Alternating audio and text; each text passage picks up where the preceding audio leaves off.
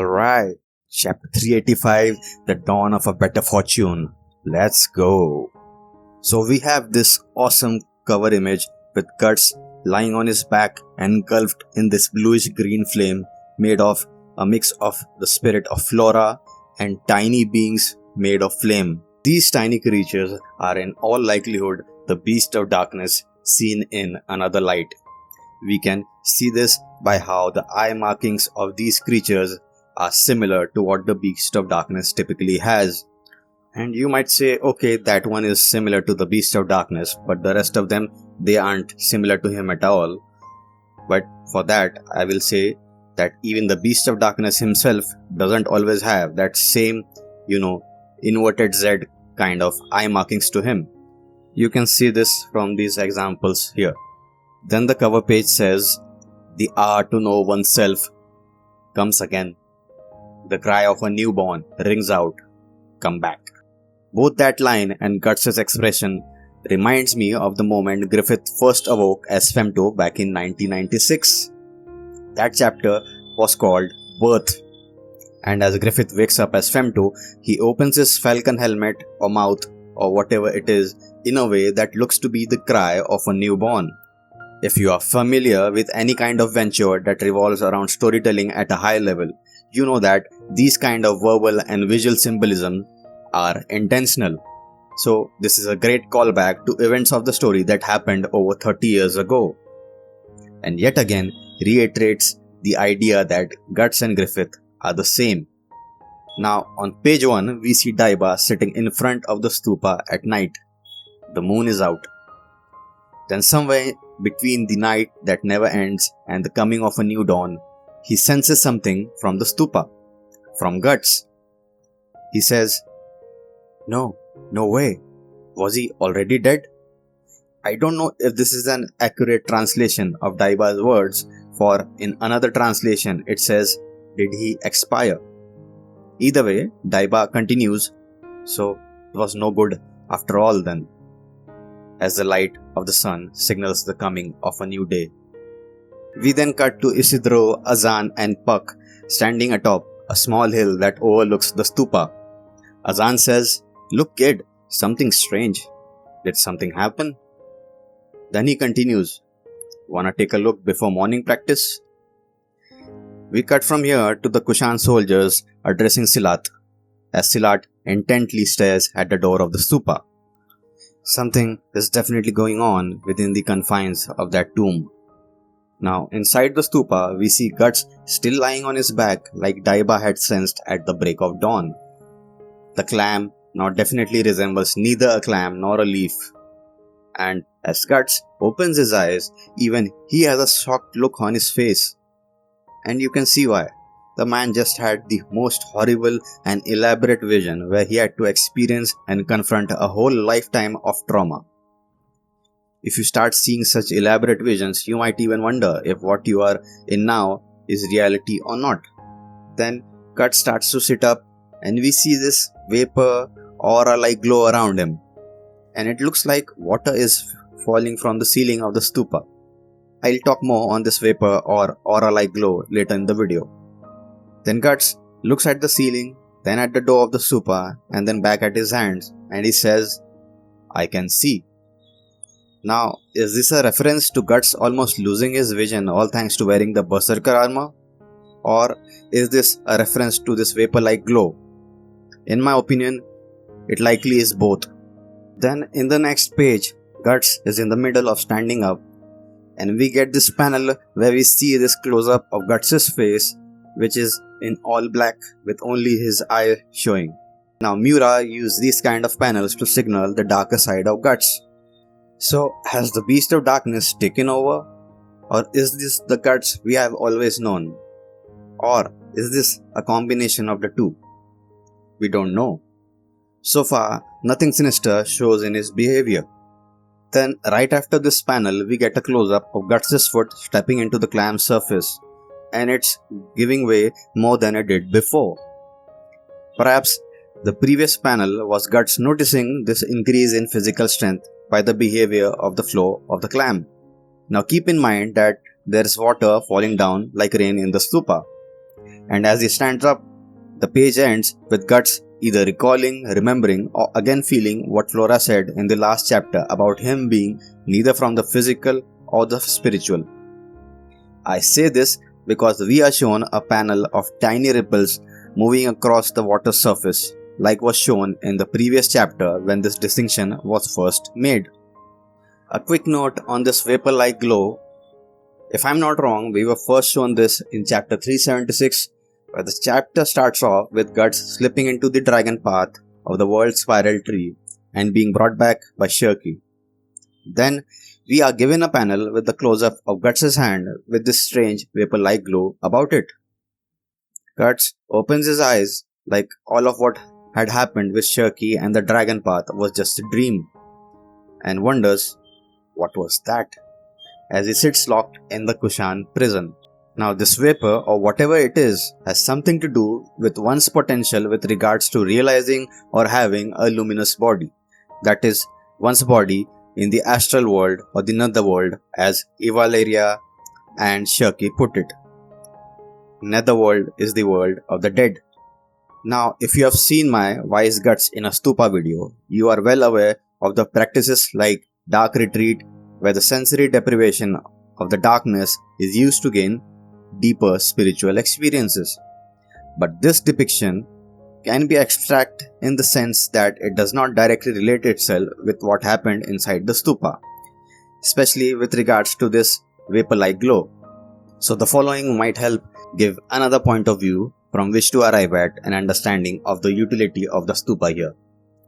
We are aware that the stupa is a sensory deprivation tank of sorts, all thanks to Daiba. You can't see, you can't hear, there's nothing to do but hear, see, that which is within you. And if you have seen any videos on sensory deprivation tanks or sensory deprivation rooms, you see it stated that tiny, previously unheard of sounds start to manifest themselves to you. From the beating of your heart, to you swallowing your own saliva, to sounds internal and unheard of from within your body. Perhaps the stupa, by creating this sensory isolation chamber, allowed Guts to notice what he had already felt in chapter 376. It did so by removing external distractions so that he could get in contact with the same sense once more, consciously this time. Then Guts looks to his left and notices the door of the stupa. His eyes narrow to have a serious look to them, and he calmly approaches the door that only the Tapasa together can open, and places his palm on it like he's getting a feel of it. Then in the next page, we see him do the same as the Tapasa, and he puts pressure on the door as the veins pop on his arm. We have never seen Guts' body depicted in this manner. Okay, wait, I actually take that back. We actually saw this in volume 23 when Guts gets possessed by the evil spirits of the night and almost strangles Saska. You can see the veins popping on his arm here. Then in the next page, we have a shot from the outside of the stupa, and all the soldiers are scared out of their minds, saying, "Look, the stupa," as the stupa is rumbling. Then boom! Not only does the heavy stone door of the stupa open, but it flies out with great force and lands very close to where these terrified soldiers stood. In the next page, we see the soldiers and the Tapasa square up and get ready to fight. Now, I was saving this for a future video on Rakshas and the Tapasa, but I want to quickly mention something here. That the powers that the Tapasa have were very likely attained in this or some other stupa, or at least in a similar ritual. Why do I say that?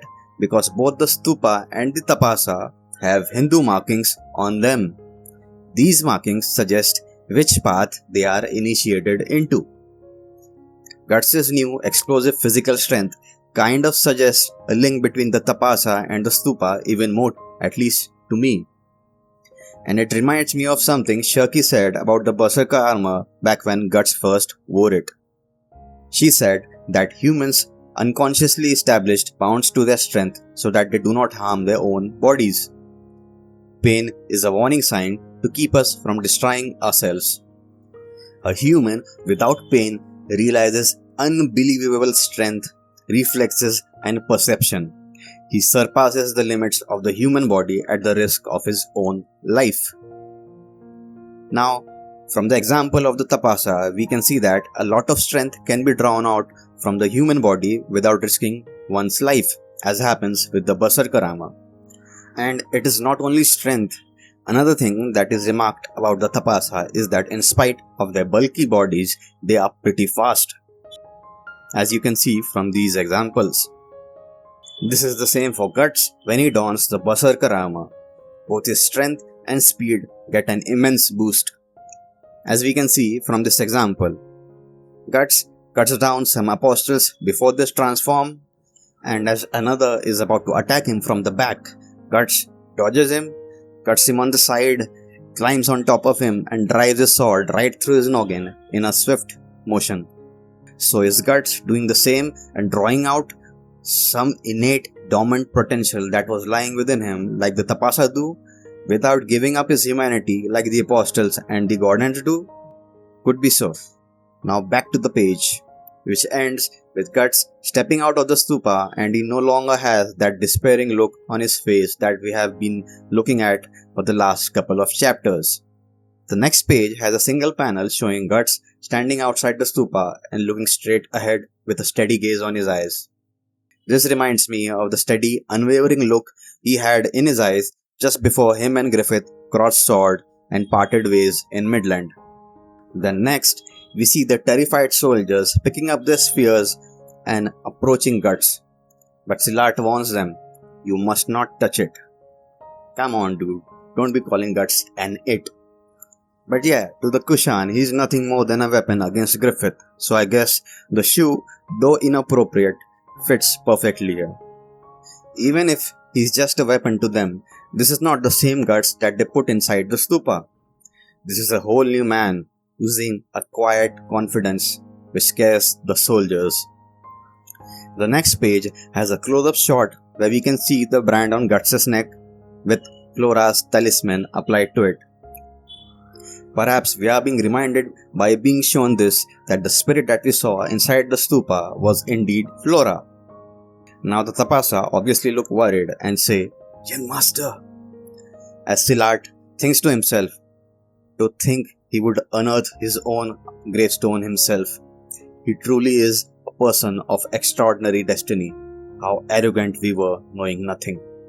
Silat's line reminds me of an idea that is present in the spiritual traditions in the East, that you must die before your actual death.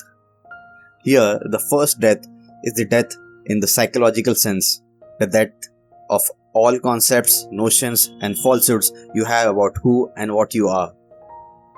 So Guts unearthing his own gravestone while living, literally, symbolically, to suggest the same psychological death and rebirth that we witnessed in the last chapter.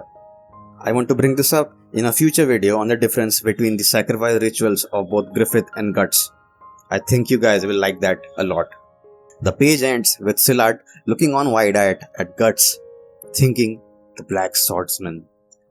Silat too is noticing the complete shift in aura from Guts, while Guts himself is standing there either like the perfect cell or adult grown from Hunter x Hunter and looking at his hands after his transformation. The next page starts with Daiba in a state of complete panic and sweating like crazy, telling the soldiers to get out of his way and rushing through them towards Guts. While his band of Harshadas, that is Kushan sorcerers, are behind him and chanting and making those hand signs that previously kept Guts under control. Puck, Azan and Isidro are there too, so I don't know if the next thought bubble is from Puck or Daiba. Either way, the words say, it can't be. This presence. But Guts, he's just standing there staring at his hand, closing it into a fist and opening it, not caring about anything else. The page ends with Isidro shouting Guts. He's clearly excited. He says, "What the hell? Look, he's totally fine. He's back." Then, getting emotional, he says, "Damn, the morning sun is blinding." As he begins to cry manly tears upon seeing his hero recovering from his despair. The page ends with Guts just closing his fist in one swift movement, and the shackles that are around his wrist shatter into 1,000 pieces. In the next page, while Ishidro is clearly moved to tears, Puck is not so impressed. In fact, he has a careful, observant look on his face, which is directed at Guts. And then, Puck, who can sense people's emotions, gets an impression of Guts, and even he is amazed. This scene actually reminds me of how, when Casca regained her sanity from the Corridor of Dreams ritual, Shirky remarked on how her Odi is completely changed from before. That both the Casca that travelled with them as Elaine and the Casca that Guts knew as a warrior were both different people. Then Shirky went on to say that the Casca post the Corridor of Dreams ritual is the true Casca. Perhaps the same applies here for Guts, and he has achieved a kind of psychological union by integrating his unknown self, that is the beast of darkness, and seeing the light that hid behind it. Then Puck approaches the newly invigorated Guts to inspect him. I don't know what Kojimori is feeding the artist he is working with, but Guts has some seriously insane muscles here. After that, we see Puck continues to inspect Guts and looking at the brand on his neck. He seems to notice something as he looks at it. The only odd thing about the brand that I could make out is that it is not leaking blood. Guts had previously remarked that when the Great Row of the Astral World happened, the brand was oozing blood non-stop, like it had become oversensitive. But the brand that we see now is not behaving the same. I wonder if this is just a lapse in consistency on part of Kojimori and the team, or something which is deliberate. Puck then looks inside the stupa and sees the open clam lying floating on the water. Then looking around in the stupa, he thinks to himself, I see. Guts, you have connected. What this means, I do not know, but I'd love to get my hands on the Japanese translation to see what was originally said here. We get this great shot of the light of the sun shining down on Guts. A new day has indeed dawned. In the next page, Guts finally addresses the people around him.